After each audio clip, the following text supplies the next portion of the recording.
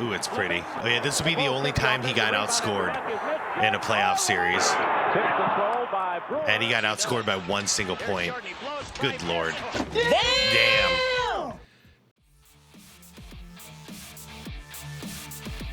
All right, welcome back to the channel, everyone. Hope you all are having a good day so far. So I got a bunch of requests to check out this video by Uncut Hoops. And apparently it's going to be a whole series. I see it down here, like you guys told me. It looks like part 1 of 12. So this should get pretty interesting.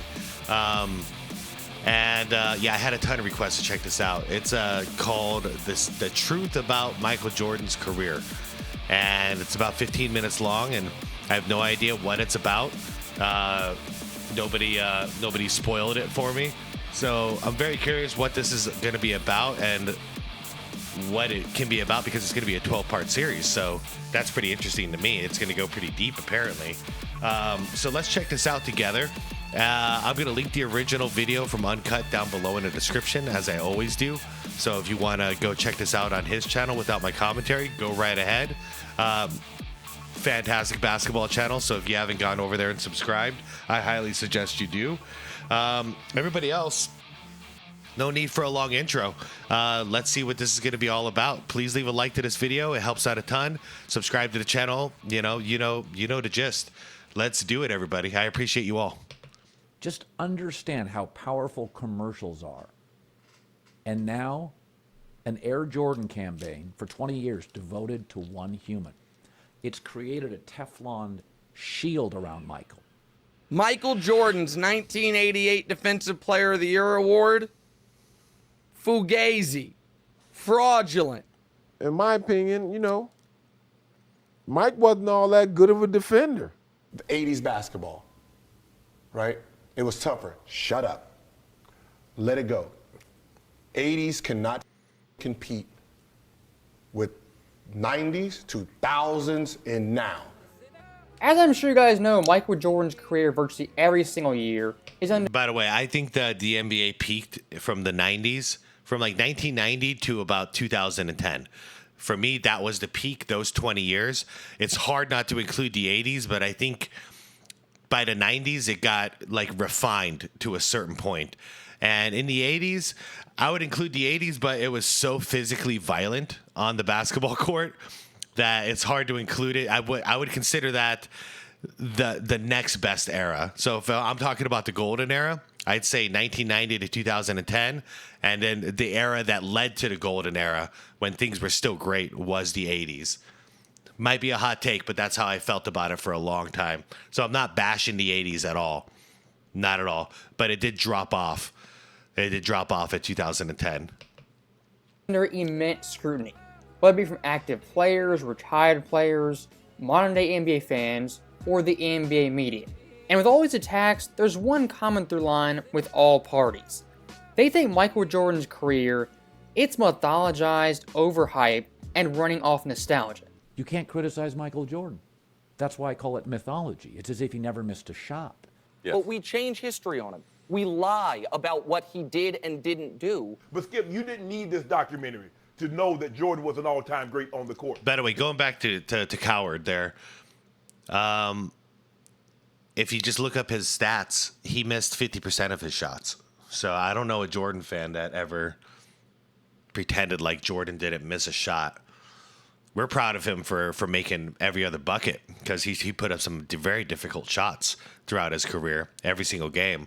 So to average 50% and to have that kind of a play style, that's really difficult. So we can give him his flowers, but we're not pretending like it was perfection, because there's no such thing as perfection. Nobody ever made every single shot, won every single award, every single championship, every year that they played. That's not what it is. We just think he did better than anybody else we've ever seen.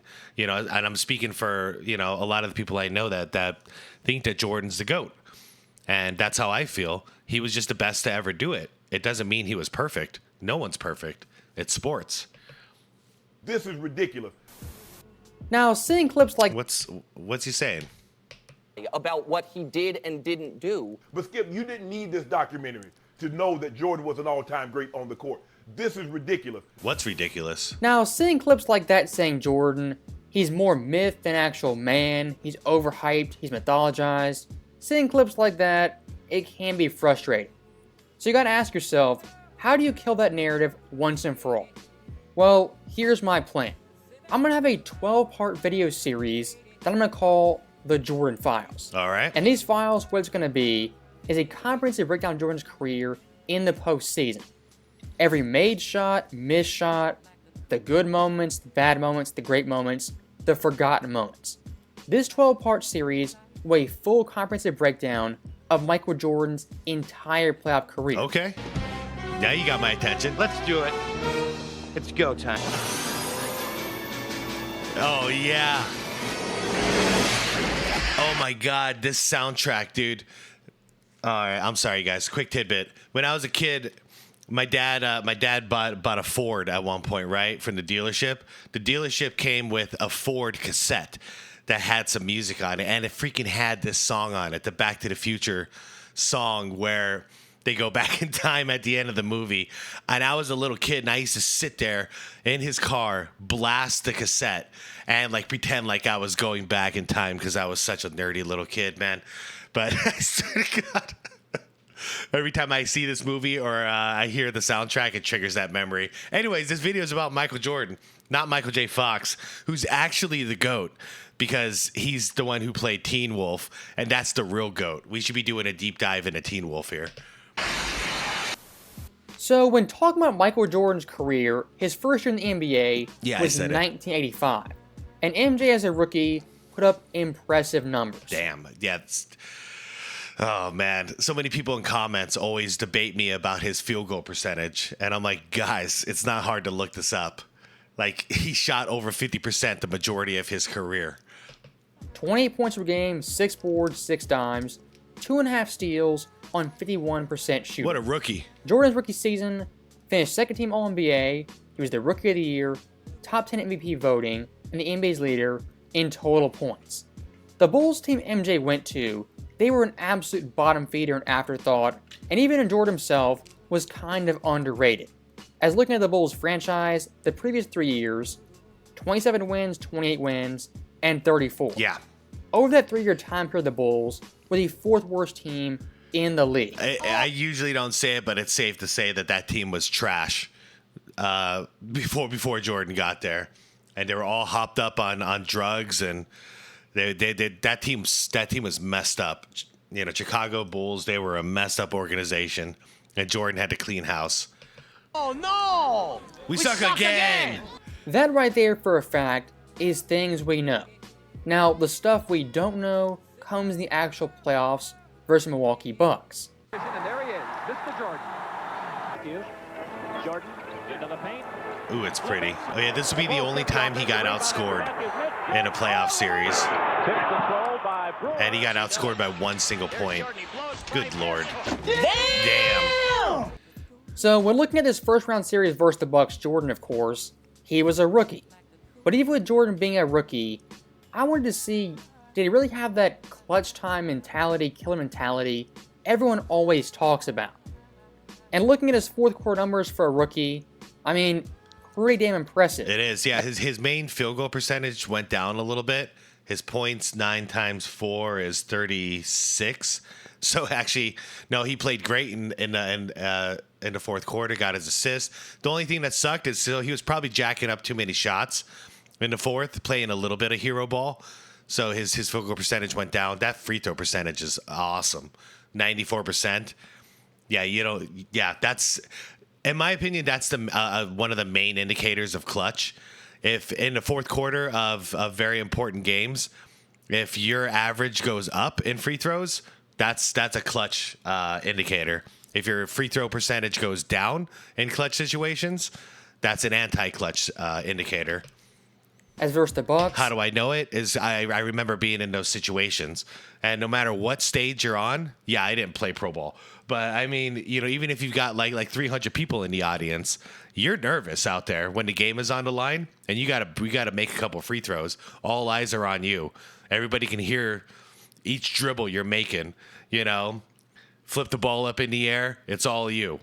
All eyes are on you. So yeah, It's you want to do that on the main stage when you know millions of people are watching.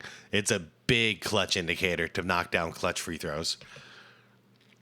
9.0 points per game, 2.5 assists, 42% shooting on 94% from the free throw line. Those numbers on their own are highly impressive, but to add some context to other rookies in NBA history, that 9.0 average is the highest of all time. The two guys behind him, That's good company. Tim Duncan 98 and Kobe in 97. Yeah, see, actually, this is still great because 8 times 4 is 8, 16, 24, 32. So he's playing above his average, Duncan. And in Kobe in 97, oh man, Kobe was barely getting any game time in 97. So the fact that he put up 7 points, that would have put him on par to average 28. Yeah, that's actually the most impressive right there, because he was just a young gun, not getting any play time, and then they set the dog loose in the fourth quarter, and he went out there and produced. So shout out to young Kobe. And unlike those two all-timers, Jordan 85 didn't have a David Robinson and Nick Van Exel or Shaquille O'Neal backing him up, as Jordan in the fourth quarters as a rookie was responsible for 57 of his team's 111 points. Percentage-wise, 51.4% of the Bulls' offense in the fourth quarters. That boy is good. Oh man. And staying with the Coming fourth to quarter America. stats, late game heroics, Jordan Game 3, his first home game in Chicago, was absolutely brilliant in the fourth quarter, leading a comeback victory. As in the fourth, Jordan, Damn. 16 points, 1 assist, 6-11 shooting, and 4-5 from the line. Okay. 16 points is ridiculous in a fourth quarter. 1 assist, shot over 50%. And 4-5, that's 80%. Okay, so he just missed 1. Responsible for 18 out of the 27 points. Not bad. Not too shabby, sir. I mean, those stats right there are highly impressive for any player in their prime, their peak. Mm-hmm. Yeah. But for a rookie, they're otherworldly. Yeah, you're right, Uncut. I forgot that this is rookie season. That is insane. Jordan's stats have spoiled me. I'm so used to seeing godly stats with MJ, but no, for a rookie fresh out, yeah, that's ridiculous. That's like somebody in their peak, like you said. As looking through NBA history, only 4 rookies ever have scored more points in a fourth quarter than Jordan in Game 3. Duncan and Kobe again. Wow. What? Okay. 07. 07. Was that for the Wizards? Gibson? I think Tyler Hero, Boobie Gibson, and again, Tim Duncan and Kobe.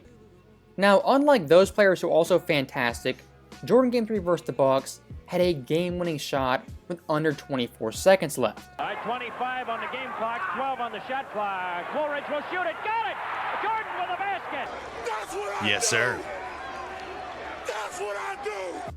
That shot right there from Jordan was kind of the birth of playoff MJ. And unfortunately, 40 years later, this shot never mentioned, talked about, and the footage is virtually non-existent. Yeah. I So when talking about This is a first. Uncut, I am excited about this series of yours. 6 minutes in, you already got me. I'm hooked. Jordan's fourth quarter exploits, Game 3 was the peak and pinnacle for him as a rookie. But looking at this Bucks team in the fourth quarters, and really just the games overall, they limited Jordan in a lot of these games. Specifically, Game 1. Jordan the first half was going nuts. Second half didn't make a single field goal, and the fourth quarter was 0 of 3. Okay, so let's be fair, because they probably started double teaming him in the second half. Because 4 points is under. So he, yep, 100% had to be. He turned into a playmaker in the second half, or in the fourth quarter. So he got 6 assists, 0 for 3, but he went 4 for 4 from the line. So it wasn't his shooting that was off. He was probably double, triple teamed because he was destroying everybody. Game 2, 6 points, only 1 assist, 2 for 4 shooting, and 2 for 2. So perfect at the free throw line again. And then it looks like by Game 3, he figured out a way to break through. And in Game 4, once again, man, his free throws are insane. We're talking 4, 6, 10, 16. 16 out of 17. He shot 16 of 17 from the line in the fourth quarters of his first playoff series ever in his career. That's fantastic. That's fantastic. And to see this in the fourth quarter going from 4 to 6 to 16 to 10, that's showing me this guy is figuring out how to beat this double team, and we all know he did. Didn't make a single field goal, and the fourth quarter was 0 of 3. Yes, he had 6 dimes in that fourth quarter, but scoring-wise, was basically neutralized. Jordan across the timeline. Oh yeah, they're trapping him. Passes to Green on the baseline. Here's Jordan. Lister So that was a comes triple over, on the last one, double trap up on the perimeter, double trap Off the inside. He'll take the open shot in the game.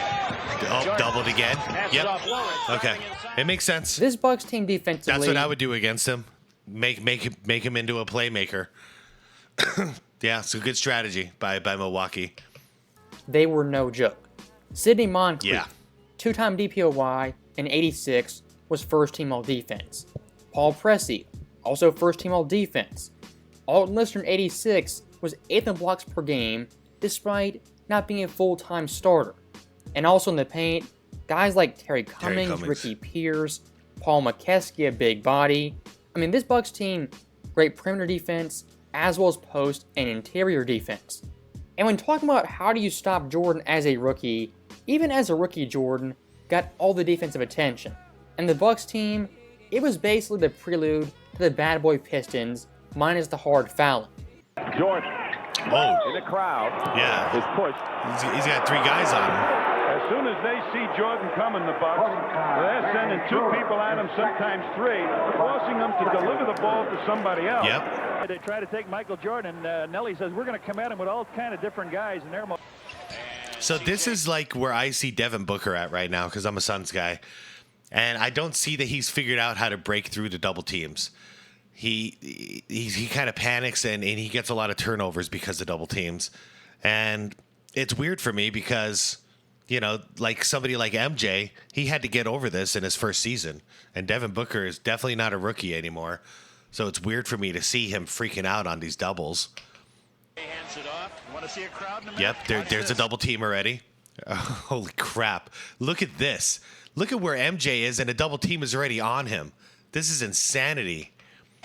Okay, where are you going to go? You're going to go... shit. You got nowhere to go, MJ. Now he got led right into a triple team. All right, you got one guy out here you can pass to, but that's going to be a hard pass between 1, 2, 3 defenders. This is a good defensive scheme. Yeah, you can't see him. And MJ still makes the bucket, though. Good Lord. They can't double team him now. There you go again. Now what? Yeah, someone else got to hit a shot. Jordan. Okay, so I can already tell you one thing that he wasn't good at yet is reading the double team. So he's going to hesitate before he gives up the ball. And this one, I think, is the perfect showing. Hold on. They can't double team him now. Okay, so you got the trap, and he already went through the situation earlier, as we saw, and he scored a bucket. So second defender is going to come over here, trap him. Oh, yes, they can. Okay, now he's forced to go around, and he's going to have a third defender trap him again right here in the corner. Worst place you can ever be stuck with the ball and be trapped. You have zero visibility in the corner here. So what MJ wasn't good at yet is seeing that this is going to happen again, and then instead of thinking about how am I going to score, he should be eyes on his guys. Who am I going to get this ball to? Because somebody is open. If there's 3 guys on me, that means there's a couple guys that are wide open right now. So watch him hesitate. So he gets trapped here, and he's going to hesitate. See? He should have already known where the defender is. And you see Jordan later on in his career, he became a master at reading the double and triple teams. And I mean, hell, that's how guys like Steve Kerr got that open bucket. Was all attention was on him. He read it. He read the situation even from the bench before the play started. That's how good he got at it. And this one, okay, so triple team. He's going to go up in the air. You've got a guy right here. Yeah. Ugh. Yeah. But he was thinking in the air. So I'm not trying to diss on MJ. This is cool to see his journey because he perfected this. Michael Jordan has been kept relatively in tow with 12 points in the first half. But I think what the strategy has been for Don Nelson, as you look at the rest of the scoring, is that when Jordan does make the penetration, they're sending everybody at him to shut him off and figure, hey, let him dish it off, give it to the other people. See, like right now, yeah, you had an opportunity here about a second and a half ago before this defender has a chance to catch up. Also, you should have been sagging back. And as we pointed out, the other players just are not converting those inside attempts. So as you guys saw right there, the Bucks defense essentially selling out to stop Jordan, which in turn stopped the For Bulls. sure. It was a one-man show. And like I said previously, this game plan, it is very bad boy Pistons-esque, as Jordan the individual really couldn't be stopped even as a rookie. Now, when talking about Jordan's passing and playmaking in this series, I mean numerous times, open teammates wide open jump shots that they simply missed. And even despite that, Jordan put up gaudy assist numbers. Game 1, 10 dimes. Game 2 had 12, a playoff record for rookies. Game 3 had 7, and Game 4 had 5. Nice. Those stats right there on their own are highly impressive. But here's the catch. Watching these games breaking down the film, Jordan's assist totals weren't actually 10, 12, 7, and 5. As according to my count, they were 12, 14, 8, and then 5. Damn. And the lens I'm using nowadays is the 2020 lens of what an assist is. Oh, yeah. And by doing that, Jordan had 5 more assists in 85 than he actually had on record. To go first pass.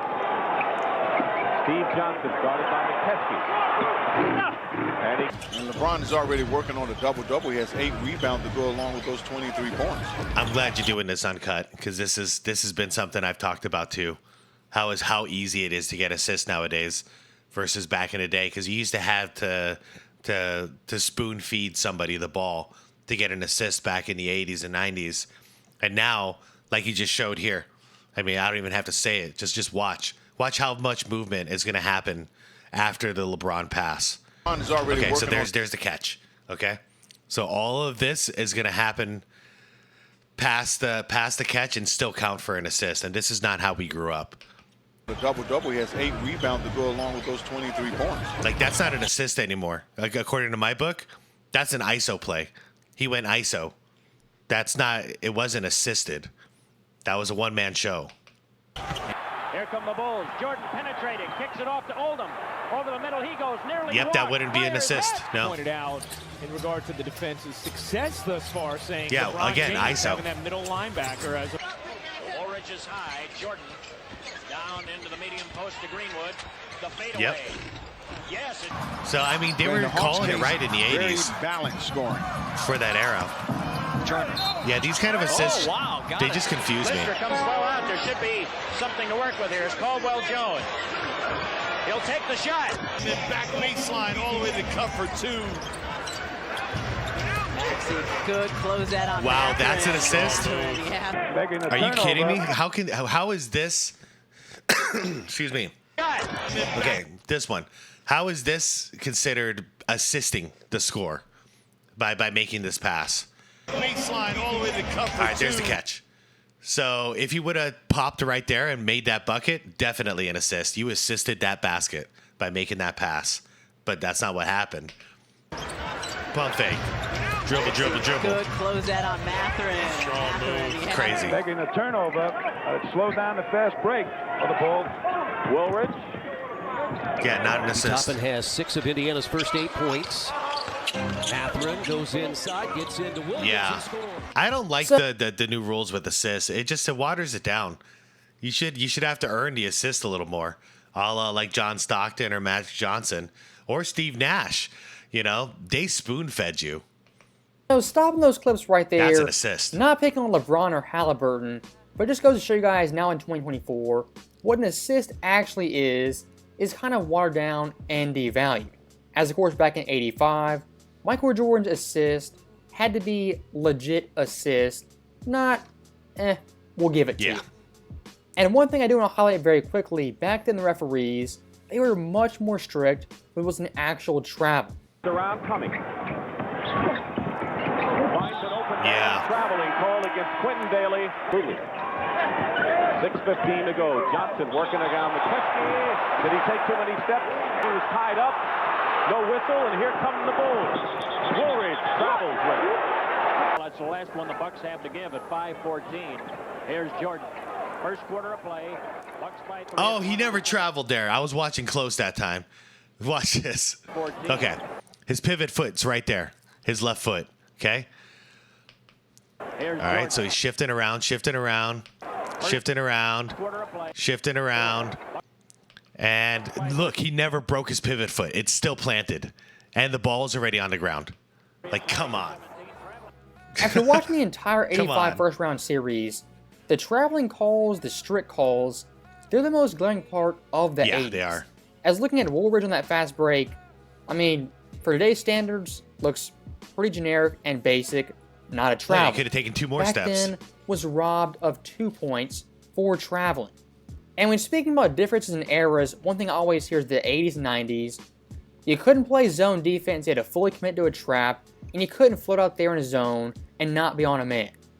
After watching 4 games of the Bucks vs. Bulls, I can tell you without a shadow of a doubt, that is not true and a bold-faced lie. Along with Cummings and Lister. 7 on the shot clock. There's that illegal defense offense.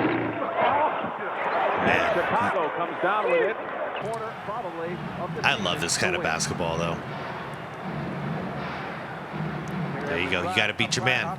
Defensive pressure. And they have to take good shots. Take care. Yep, good D. Here's the 1-3-1 developing. You see the man in the middle. The Bucks get it down the sideline and then rotate it around.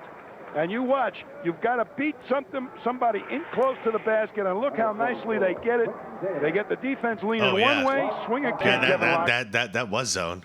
When he's going to use that 1-3-1 and not hoping to make the Bucks take precious seconds off the clock. He hasn't used it all that much, has he? No, he hasn't. Maybe he's a little gimmick to confuse Don Nelson at halftime. 5.5 to play. Bulls by 1. Milwaukee 17-9 here in the third period, and the trap defense is in progress here. Hodges has 5 personal fouls. Hodges. Here's Ricky Pierce with it. Now, stopping those clips right there, as you can clearly see, the term illegal defense, yes, it was a rule on the books. Yeah, they called illegal defense a ton in the 90s. It looks like in the 80s they were letting that slide a little more, huh? Because they're even using the term 1-3-1, which is a very common zone defense. But guys like Jordan, Phil Pressey, Terry Cummings, they would roam, play zone, and basically be a free safety, not attached to a man. That back in the 80s, even the 90s SOC, was commonplace. And one last thing I do want to highlight that is very, very important is Michael Jordan's individual and team defense, as Jordan on the ball and off the ball was tremendous in this series. And some fans nowadays might say Jordan on defense, you know, he was overrated, overhyped. Well, if that's the case, 85 Jordan is not that version of Jordan. He was guarding 1 through 3, picking up Moncrief, Craig Hodges, picking up Phil Pressey, Ricky Pierce, even guarding Terry Cummings on switches, and handling himself. And Terry Cummings, he was legit for the 1980s. In today's NBA, probably a center. And what I think separates Jordan from a lot of great defenders is Michael Jordan's hands. They were always active and moving, disrupting passing lanes, or poking the ball out if he got beat. Milwaukee has been on top since the first quarter. Pressey, minutes old here in the third quarter. Ball's going away. Jordan chased it down. Woolridge on the baseline, shoots it. Didn't get it. McKeskey got the rebound, stripped away. Jordan got the ball right back. Milwaukee lead. Bulls were down 13. Jordan intercepts the pass in the paint. Fast break, but here's some good defense going on underneath, and they pick it away. So that right there is the end of the video and part 1 of the Jordan Files. As always, thank you guys for watching. Hope you enjoyed it. I'll see you next time. Okay. Fantastic. This is so cool. This is so cool. I hope you really go through it and you do all 12 parts here. I would love to react to all of them. Uncut, if you're watching this, man, props to you. Props to you. This was fantastic. I could watch this kind of stuff all day. So please continue doing it. I'm sure you got some high praise for doing it. Let's see. Okay, praise. I'm looking through your content or comments right now. And yeah, this is all positive. Part 1 of 12 should be part 1 of infinity. Definitely. Okay. Yeah, we're all on the same page here. So I really hope you do more of these. I'd love to react to all these as well, because this is like right in line for like the whole reason why I do this channel is stuff like this. So anyways, I learned a lot from this. Man, there's a lot of footage you found here that I've never seen this footage. So like big time props on you for doing it and coming up with the stat breakdown and everything. It really gives us an awesome story of what happened in Michael Jordan's first playoff series and what was successful for him and what he obviously needed to go back to the drawing board and work on. And we all know the end of the story. He did work on all these weaknesses. But yeah, let me know what you guys thought about this one. Leave the video a like if you liked it. Go sub over to Uncut if you enjoyed this, because you got a lot more coming from his channel. And guys, if you could help me keep an eye on when these videos drop, because I always try to give it a couple days to breathe, so I don't want to take away any steam from the original video. But if you guys give me a heads up as to when these videos drop in this series, then I'll give it a couple days and I'll go ahead and react to them, because and I won't hesitate so long this time, because this is really cool. All right, everybody, shout out to Uncut, and shout out to all of you for watching and supporting the channel. Leave a like if you liked it. Subscribe to the channel if you want more content like this. If you do, I'll see you very soon. And I appreciate you all. I love basketball. Peace out.